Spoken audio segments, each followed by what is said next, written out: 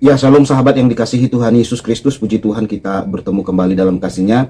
Menanggapi live saya kemarin, puji Tuhan membuahkan hasil. Dan beberapa subscriber memberikan komentar dan menyatakan di dalam komentarnya, Bang JDP, pendeta itu setahu saya adalah pendeta Pangeran Manurung. Video itu diduga kuat diedit oleh orang tidak bertanggung jawab. Lalu dia tunjukkanlah sebuah link channel dan saya buka, hasilnya ini sahabat ya. Nah, ini dia hasilnya ini, dan channel tersebut yang membahas ini adalah channel Rahasia Alip Channel dengan judul Pangeran Manurung jadikan Tuhannya lucu sampai 1000 jemaat bersahadat. Ini sahabat. Nah, itu ya. Itulah yang dibagikan oleh subscriber kepada saya linknya. Ya sahabat yang terkasih, ada lagi komentar yang saya baca di situ berkata begini, Bang JDP, berarti saksi Yehova itu berbahaya ya? Nah, apa yang harus dilakukan? Saya akan jawab sahabat ya, begini. Kita tidak boleh melakukan aksi-aksi, baik itu aksi kekerasan, pelarangan mereka untuk beribadah, nggak boleh sahabat. Jangan kita melakukan hal-hal begitu, bikin malu Kristen, itu sahabat ya. Jadi saya rasa begini, PGI harus bersuara, menyampaikan kepada media dan mengatakan bahwa saksi Yehova itu bukan Kristen. Nah, kalau sudah ada penjelasan begitu, nanti pemimpin saksi Yehova mengajukan surat permohonan supaya mereka bikin agama baru. Karena saksi Yehova itu jelas sahabat bukan Kristen, karena mereka menolak Yesus Kristus sebagai Tuhan. Dan kitab mereka juga berbeda dengan kita. Jadi jelas mereka tidak bisa dikatakan Kristen, karena Alkitab mereka itu bukan Alkitab sahabat yang kita pakai, lain kitab mereka, kitab suci mereka itu berbeda dengan kita. Nah, jadi itulah sebabnya saya katakan ya memang mereka bukan Kristen, cuman karena mereka tidak memiliki agama baru, mereka sering bergantung di Kristen, sehingga ketika mereka mengalami persekusi dituduh kristenisasi, karena mereka kan gemar itu sahabat, giat gedor-gedor rumah orang, pemberitaan saksi Yehova ke orang-orang gitu, door to door. Nah, ketika mereka ketangkap, mereka mengaku Kristen, sehingga terjadilah tuduhan kepada mereka kristenisasi, padahal mereka tidak membawa Kristen itu sahabat. Kenapa kita tidak perlu mempersekusi dan mengganggu ibadah mereka? Saya banyak menemukan dan bertemu dengan mereka, jujur sahabat ya, banyak kalangan mereka itu dari umat-umat Islam masuk ke situ loh, dari Hindu, dari saudara-saudara kita umat Buddha, dari agama lain masuk ke situ sahabat. Terutama dari saudara kita Muslim banyak masuk ke situ, karena hampir bisa dikatakan 90% ada kemiripan, karena mereka juga menolak Yesus Kristus sebagai Tuhan, sehingga ketika dalam diskusi itu, wah sama kita ya, kan gitu sahabat ya. Nah, sehingga cocoklah mereka rasa pernyataan itu, karena mereka juga pernah saya dengar ya dalam diskusi, iya sama itu, Yehova itu juga Allah Subhanahu Wa Taala katanya. Ya kami juga menyembah Yehova katanya, Yehova, Yahweh katanya gitu ya. Dan Yahweh itu adalah yaitu Allah Subhanahu Wa Taala juga katanya. Jadi disamakan semua sama mereka sahabat. Nah, Isa juga sama dengan Yesus. Nah, jadi ya memang betul dia bukan Tuhan, sama kita katanya. Akhirnya itulah yang membuat saudara Muslim bisa masuk ke situ, dan jumlah umat Muslim masuk ke situ itu tidak sedikit sahabat. Seperti yang saya ceritakan kemarin ya, dalam pertemuan saya ketika mereka mendakwahi saya bersaksi, oh dulu saya bukan Kristen, saya bilang, oh sama pak, kami ini berempat nih, kami juga dulu non Kristen katanya, kami juga dari Muslim katanya. Nah, kaget juga saya sahabat. Makanya kami tidak keluar dari Islam katanya, sama pak. Jadi kalau bapak masuk saksi Yehova tidak keluar dari Islam katanya, karena mirip pak katanya gitu. Oh iya ya, saya bilang gitu, iya, jadi sama pak. Jadi itulah makanya saya katakan saksi Yehova itu jelas bukan Kristen, karena berbeda sahabat ya. Jadi perlulah pemimpin saksi Yehova itu mengajukan kepada pemerintah permohonan agama baru. Karena kabarnya juga mereka kan katanya ya menolak juga apa bendera merah putih, dasar-dasar Pancasila kan gitu ya, menolak, dianggap itu berhala. Tetapi kabarnya saya dengar pemimpin saksi Yehova sudah memberikan klarifikasi. Katanya mereka tidak ada menolak bendera merah putih dan Pancasila. Jadi mereka Indonesia juga katanya gitu, saudaraku ya. Jadi tidak masalah sih, biar saja saudaraku banyak agama di Indonesia ini, karena itulah Indonesia. Indonesia ini kan demokrasi. Ya dengan adanya bermacam-macam agama kan ya baik juga, biar saja ada agama baru, sehingga 8 lah agama di Indonesia ini, tidak masalah sama. Ya biarkan saja 8 agama kan gitu. Ya, kalau saudara muslim juga tidak mengakui Ahmadiyah sebagai Islam, ya biar orang Ahmadiyah juga bikin agama baru. Jadi 9 lah agama, ya tidak masalah. Supaya mereka juga kan bisa membuat administrasi negara, daripada bergantung terus di Kristen padahal mereka bukan Kristen. Ya justru tidak baik buat kerukunan umat beragama ini. Tetapi kalau mereka punya agama sendiri, ya bagus sahabat ya, menurut saya. Jadi kita tonton dulu videonya ini sahabat, dari Alip Channel. Sejak kapan dia Yesus itu menjadi Tuhan? Lalu ditanya Pak, jadi waktu Yesus berumur 3 tahun, lalu dia sekolah atau 4 tahun? Wahai MU, kemarin Anda ketawa kan? Sekarang kita ketawain MU nih yuk. Dia jalan. Mami. Saudara bisa bayangkan? Yep. Oh. Dia jalan. Mami. Saudara bisa bayangkan?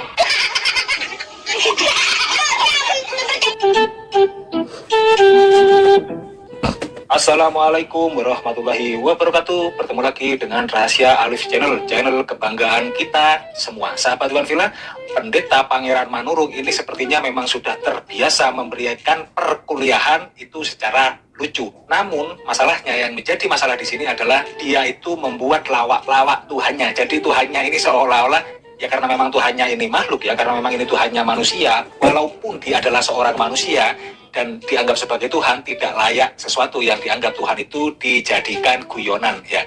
Subjek yang dijadikan lawak-lawakan oleh Pendeta Manurung ini adalah Tuhannya sendiri. Seperti yang barusan cuplikan pendek Anda sudah saksikan, ketika Tuhannya itu masih bayi, masih berumur 3-5 tahun, dia Tuhan itu manja terhadap maminya dan memanggil mami sambil seperti dia ngeledek gitu ya, karena jalannya ya mungkin karena memang Tuhannya waktu itu masih kecil, jadi dia itu sempat jalan kayak jongkok begitu loh ya, sambil mami. Tapi itu Tuhan loh ya, Tuhan yang dituhankan dan paling disegani di Indonesia. Ini dijadikan lawakan di dalam kuliahnya Pangeran Manurung ini. Kalau di luar negeri sih memang sudah biasa ya, Tuhan dihina, diejek, ditendang, dirudahin, dipukulin gitu ya. Kadang Tuhannya pakai skateboard bentuk salib gitu ya, Anda pernah lihat itu pastinya. Dan sekarang mulai merembet ke Indonesia, Tuhan sudah mulai dipermainkan oleh umatnya sendiri, bahkan oleh pendeta, bahkan dia adalah dosen sekolah tinggi teologi di Surabaya. Sahabat Bang Villa, mari kita simak videonya bersama. Sejak kapan dia Yesus itu menjadi? Nah itu sahabat yang terkasih ya, pernyataan dari channel ini. Nah mereka ini memang selalu takut ya untuk membuat sebuah pernyataan secara lengkap. Mereka hanya mau membahas Yesus mati, Yesus menjadi manusia. Tapi mereka tidak mau membahas secara komplit Yesus mati, bangkit, dan naik ke sorga. Gak mau mereka sahabat. Takut mereka membahas itu. Mereka tidak mau membahas tentang bagaimana saat Yesus naik ke sorga, kemuliaan Tuhan nyata atas dirinya, malaikat-malaikat menyambut dia. Gak mau sahabat. Jadi ketika Yesus jadi manusia bersama-sama dengan manusia, itu saja yang mereka bisa sampaikan untuk mengolok-olok kekristenan, untuk menghujat iman kekristenan. Jadi saat Yesus jadi manusia saja, perhatikan, hampir semua saudaraku channel-channel seperti ini yang membahas kekristenan pasti tidak mau membahas setelah Yesus bangkit dan naik ke surga. Selalu dari kematian sampai kelahiran, hanya sampai di situ sahabat. Selain itu tidak mau mereka bahas, padahal hal itu tidak bisa dipisahkan. Kematian, ya maksud saya kelahiran, kematian, kebangkitan, dan kenaikan. 4 ini tidak boleh dipisahkan dalam diri Yesus. 4 ini tidak bisa kita hanya sampai kelahiran, kematian, tidak bisa sahabat. Tidak bisa hanya sampai kelahiran, kematian, kebangkitan, tidak bisa. Harus 4 sahabat, harus ada kenaikan ke surga. Nah, harus ada itu sahabat. Itu membuktikan bahwa Yesus adalah Tuhan. Jadi kalau hanya sampai kelahiran saja saudara membahas Yesus, saudara tidak akan mengakui ketuhanannya. Karena harus dengan 4 itulah membuktikan bahwa Yesus Kristus itu adalah Tuhan. Begitu sahabat ya. Jadi tuduhan-tuduhan dari Bapak Pangeran Manurung diduga sahabat ya. Udah saya jawab semua kemarin sahabat. Mulai dari pernyataan malaikat, pernyataan nabi, pernyataan para rasul, pernyataan orang banyak, pernyataan-pernyataan yang jelas secara Alkitab sudah saya bukakan kemarin. Jelas malaikat pun, nabi pun, rasul pun sudah jelas-jelas berkata bahwa Yesus Kristus itu adalah Tuhan. Jadi ada sesuatu yang janggal di sini sahabat. Kenapa saya katakan janggal? Nah, ini sepertinya video editan sahabat. Sepertinya. Tetapi saya nggak tahu ya. Kadang-kadang kita membuat video itu memang ada kesalahan durasi. Video saya pun ada beberapa begitu. Mulut saya itu tidak cocok dengan apa yang saya katakan. Nah, kadang-kadang dia terlambat atau lebih cepat gitu durasinya sahabat. Saya pun nggak tahu kenapa bisa begitu. Dan itulah namanya teknologi ya. Teknologi ciptaan manusia tentu saja ada kelemahannya. Nah, saya nggak tahu apakah video yang disebarkan oleh channel Bapak Alif ini apakah memang begitu aslinya ada kesalahan durasi atau memang sengaja diedit-edit. Karena hal seperti ini bukan hal baru sahabat. Beberapa hamba Tuhan luar negeri juga pernah berkali-kali memberikan klarifikasi video khotbah dia diedit-edit suaranya. Bukan dia yang ngomong, tetapi ada suara lain yang ngomong menghujat iman kekristenan. Video itu disebarkan di Indonesia, di Malaysia, di Brunei, dan di Timur Tengah. Akhirnya pendeta luar negeri tersebut memberikan klarifikasi bahwa itu bukan dia. Sama seperti kejadian para mualaf-mualaf yang orangnya masih Kristen sudah dibilang mualaf masuk Islam. Contoh kayak orang-orang yang naik ke bulan gitu ya, orang-orang yang pergi ke planet lain, pulang-pulang disebarkan sebuah isu bahwa dia masuk Islam. Karena begitu luas berita kebohongan itu, akhirnya saudaraku, orang-orang cerdas, orang pintar ini yang pergi ke planet lain ini, ada yang pergi ke bulan ini, memberikan klarifikasi bahwa dia tidak pernah masuk Islam. Jadi hal-hal begini bukan hal-hal baru sahabat, sudah hal lama. Banyak video-video pendeta-pendeta diedit-edit suaranya, diubah-ubah suaranya untuk menghujat kekristenan, sehingga mereka berkata dalam narasinya, pendeta ini jujur berkata terus terang. Katanya begitu. Padahal tidak sahabat, itu bukan suara dia dan perkataan dia. Karena apa? Karena kalau kita lihat di sini, nah lihat sahabat ya. Jadi Tuhan. Lalu ditanya Pak, jadi waktu Yesus berumur 3 tahun, lalu dia sekolah atau 4 tahun, dia jalan, mami. Saudara bisa bayangkan, Yesus yang kita sebut adalah Tuhan, waktu berumur 3 tahun seperti apa kira-kira rupanya Yesus? Lalu ditanya oleh orang ini yang datang khusus dari Malaysia. Lalu Pak Manurung, waktu Yesus digendong oleh Maria, mohon maaf untuk wanita-wanita, waktu Yesus disusui oleh Maria, apakah dia Tuhan? Apakah dia Tuhan? Gak tahu, tanya yang mau tanya saya. Bayangkan, Tuhan mana yang perlu disusui oleh ibunya?